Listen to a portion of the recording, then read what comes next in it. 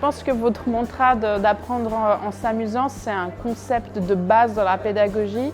Ce n'est pas une nouveauté en soi d'un point de vue théorique et en même temps c'est tellement d'actualité, on passe tellement de temps au travail qu'il faut que ça soit ludique et qu'on y voit une utilité en fait de s'investir dans la formation, et GameLearn permet clairement de s'amuser tout en apprenant. Il y a la partie d'accompagnement et puis de transformation de la culture de la formation. C'est vrai qu'habituellement, on a encore l'habitude de faire du 8-17 heures en présentiel, de faire beaucoup d'apports notionnels.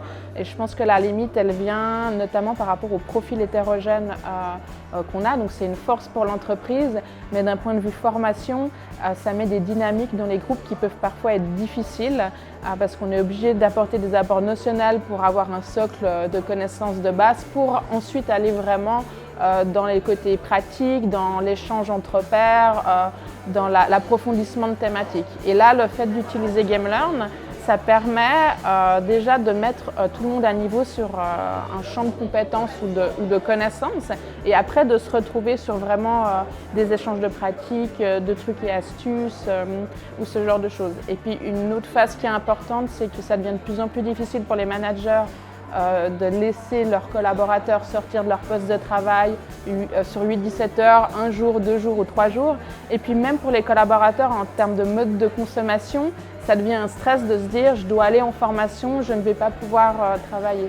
Le fait d'intégrer une solution comme GameLearn, ça permet beaucoup plus d'agilité en fait dans le processus d'apprentissage et de laisser aux collaborateurs de consommer la formation comme ils le souhaitent, d'avoir une navigation même dans le jeu qui peut être plus ou moins approfondie. Est-ce que je vais lire les lectures complémentaires? Est-ce que je passe directement à la proposition de négociation ou est-ce que je vais aller au bout des choses? Et je pense que c'est vraiment permettre l'autonomie aussi dans l'apprentissage aux collaborateurs.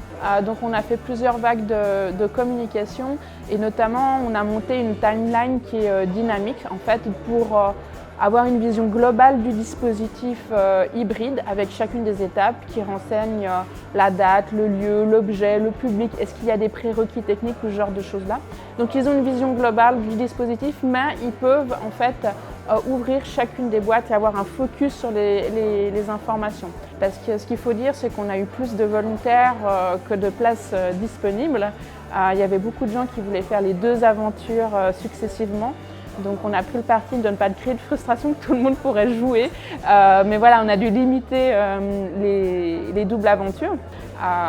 J'ai énormément joué aux jeux vidéo, je me suis retrouvée dans cet environnement gamifiant avec du design qui est très bien réalisé. Donc ça m'a donné envie d'en savoir plus. Et puis pour débuter l'aventure Merchants, c'est de me dire mais vraiment il y a un contenu qui est profond derrière, c'est pas juste de la poudre aux yeux entre guillemets. On voit réellement qu'on travaille des thématiques et j'ai joué 2 heures hier soir et j'ai déjà une page de notes sur des choses que je vais garder en tête pour mener à bien des négociations.